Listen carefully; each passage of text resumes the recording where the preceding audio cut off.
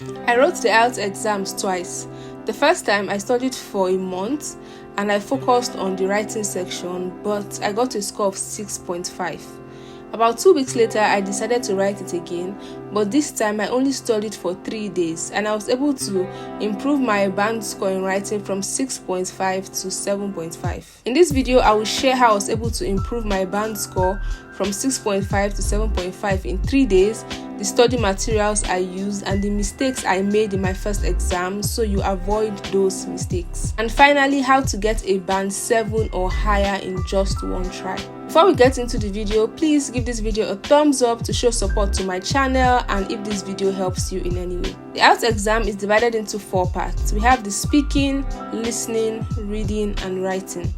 There are different types of IELTS exams, but I wrote the IELTS academic, and this is useful if you want to migrate for professional employment or for postgraduate studies, as this particular exam covers it all. The difference between the IELTS academic and general is in the writing section. So in the writing, we have task 1 and task 2. So in the task 1, in general, you're given a letter to write, but in the academic, you're given a chart or an illustration and you're supposed to report the information on that chart. So this is the difference.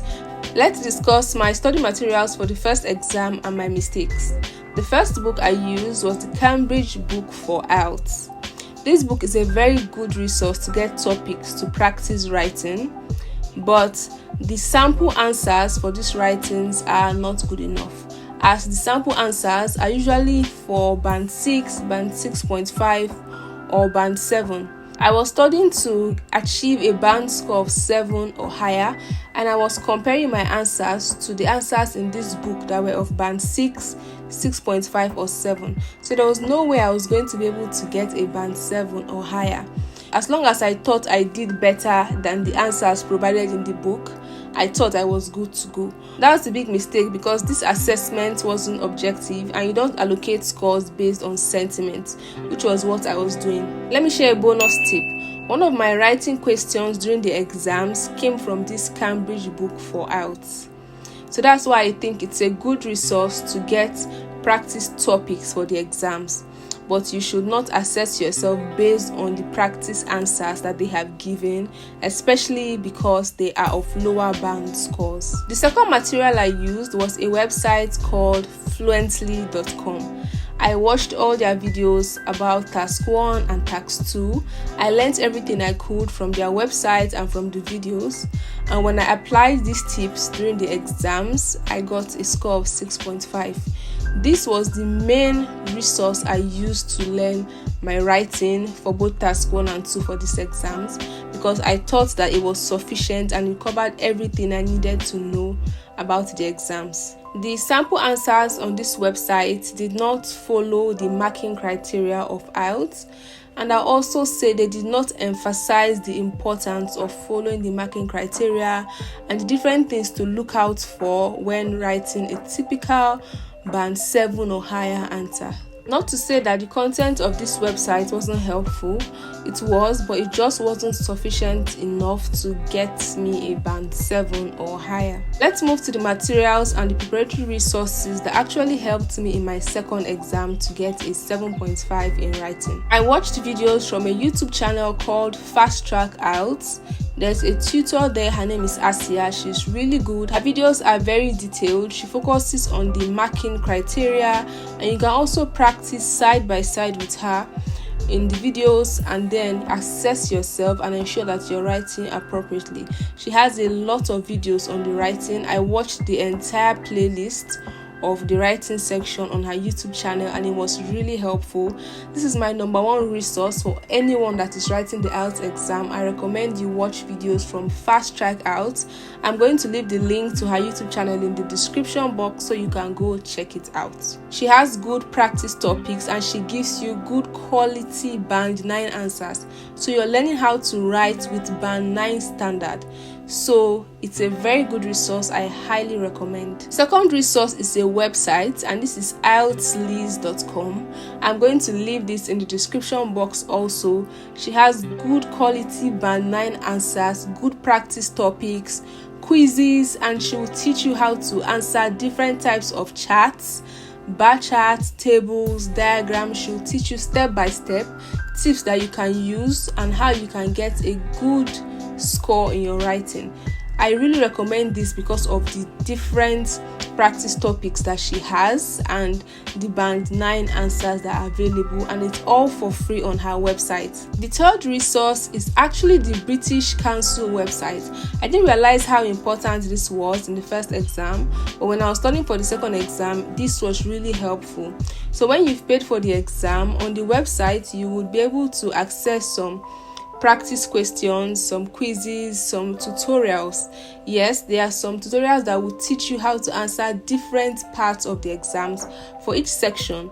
So I focused on the writing. There were quizzes, there were questions, there were charts, there were some recordings I listened to that really helped me improve my writing in things that I did not know and things that I struggled to learn with other resources. The British Council website actually provided an easier way for me to learn these things. These practice questions are free. The British Council gives you 2 trials to do practice exam. So it's just going to be like the exam. It is timed, and you can write, you can do all sections of the exam, and you get a score when you're done, except for the writing, because that has to be assessed by someone else. But it's a very good resource that I think is underused, but I highly recommend that you do the practices on the British Council website. I want to share some mistakes that I made in my first exam and how I corrected them in the second exam. Number 1, don't write too much. I didn't think this was a problem when I was preparing for my first exam, because the only thing I knew was in task 1 I was supposed to write at least 150, and in task 2 at least 250. I didn't know that I'm not supposed to write too much. Well, in my first exam, in task 1 I wrote about 280 words, and in my task 2 I wrote almost 370, and this is a lot. There's nothing wrong with writing too much, but if you write too much, there's a higher chance of you having more errors, and the more errors you have, it means that you can only get a maximum of band 6.5. Number 2, your introduction and overview is one of the most important parts in your task 1. I didn't know this when writing my first exam, and so my introduction and overview were very shallow. It lacked quality information, because from what I got from the videos, I was just supposed to give a quick summary, pick 1 or 2 things from the whole chart and write on the overview. But when I was learning for the second time, I realized that my introduction and overview are very, very important, and you need to summarize almost all the significant information from the chart into your overview.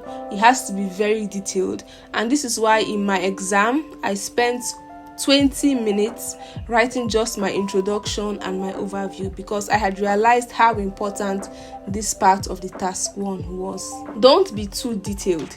In your task 1, you're just supposed to write a summary of everything. You're not supposed to list out all the figures or explain everything that is on the chart that has been given to you. You're supposed to summarize with just the significant values, the highest, the lowest, the changes over a period of time. These are the important things. You're not supposed to write everything on the chart. And according to the marking criteria, writing too much or being too detailed can decrease your band score, and you will not get up to band 7. Number 4, you have to pay attention to tenses. I didn't know this in my first exam, but if the date given to you is a past date, you must write in past tense and not in future tense or in present tense. So if you're reporting about something that happened in 2010, for example, you must write in past tense. Everything in that report must be in past tense. Number 5, every body paragraph should have a general phrase and then figures to prove. For example, you can say China is the largest producer of clothes in Asia, and then you now go ahead to say it accounted for 70% of the clothing production in Asia. You do not start your paragraph saying that China accounted for 70% while India accounted for 40%. No, you must give a general phrase and then you give figures to prove it. These are some of the things that I improved in my task 1, but most of this information you will learn it on Fast Track IELTS on YouTube, so go check out her videos. For task 2, number 1, I would say I used too much connecting words. I learned that it was very important to use connecting words like furthermore, however, moreover, whereas. But I didn't know that using too much of these connecting words is actually a problem. I learned on Fast Track IELTS that according to the marking criteria, overuse or improper use of connecting words can cause you to have a lower band score, and you will not get a band score of up to 7. So you cannot, as much as you want to show that you have a broad knowledge of these connecting words, you are not supposed to use it excessively. I didn't know this in my first exam and I used it excessively. But in the second exam, I tried to use it where necessary. Also in my first exam, I was taught that it was okay to use firstly, secondly, thirdly to start the paragraphs. But I later on learned that this does not show that you have a good range of vocabulary. Using just firstly in your first paragraph, secondly in your third paragraph, and thirdly in the third paragraph is not good enough. You can start with firstly, and then you can start another one with furthermore, and then you can move on to in the next time period. You don't have to follow the sequence of first, second, and third. Number 2, do not use idioms and slangs. I didn't know this in my first exam, so I used some slangs when I was writing my task 2. But I learned that task 1 and 2 are both formal writings, and you do not use informal words. You do not use idioms because you do not know the interpretation of those idioms, and what you might think they mean might not be what they actually mean. Because these are formal write-ups, you have to use formal words. Common one is using kids or youngsters to substitute child. Kids and youngsters are informal words, and you can't use this in either your task 1 or task 2. So you have to learn good vocabulary that you can be used in these formal write-ups. An important tip for task 2 that I learned is to have a general stand and defend it. When I was studying for the first exam, I was told that it's good to stay in the middle and don't pick a particular side. If you're asked, do you agree or disagree, write a few points on agree, write a few points on disagree, and then, conclude. But when I was studying for the second exam, I learned that it is important that you give a strong stand. You need to state your opinion and focus on it. Avoid neutrality in your answers. You have to pick a stand and defend it. There's no right or wrong view in their marking scheme. It is important that you remember to give your opinion in task 2. I can't share all, but these are some of the important changes that I made in my writing section that helped me improve my writing from a 6.5 to a 7.5 band score. For the speaking section, I didn't particularly practice for this. I just knew that I was going to be asked questions and I'll have to give answers. So for this section, it's important that you're not too straightforward. Remember, this is a test of your English language. So when you're answering a question, you have to answer in a way that shows that you have a broad knowledge of English and you're able to apply it through communication. For example, they may ask you, do you like cats? You cannot just answer yes or no. You have to give an answer that shows that you can speak English very well. So a typical answer can be, growing up, we had a cat at home and I was very fond of it. But after a while, it bit me, and from there henceforth, I have hated cats. That is a good answer. It's better than saying no or yes. It's okay to say you're not familiar with a particular question, or you can say, this is a very interesting question, or you can say this is a difficult question before you start giving your answers. It is okay. These are different ways to communicate. There's a section where they'll give you some questions on the screen. They also give you 2 minutes for you to write down your answers, plan your answers. It's very important that you use those 2 minutes wisely to plan how you're going to answer these questions and to write quick points for each question that you're supposed to answer. For listening, do some listening practice to sharpen your ears and to get familiar with the type of questions that can come out during the listening exams. And for reading, do a lot of practice questions to get familiar with the type of questions and also to build tactics that you can use to find answers faster. If you're struggling with reading, listening, or speaking, you can also watch videos from Fast Track IELTS. She also provides good resources for these parts of the exams also.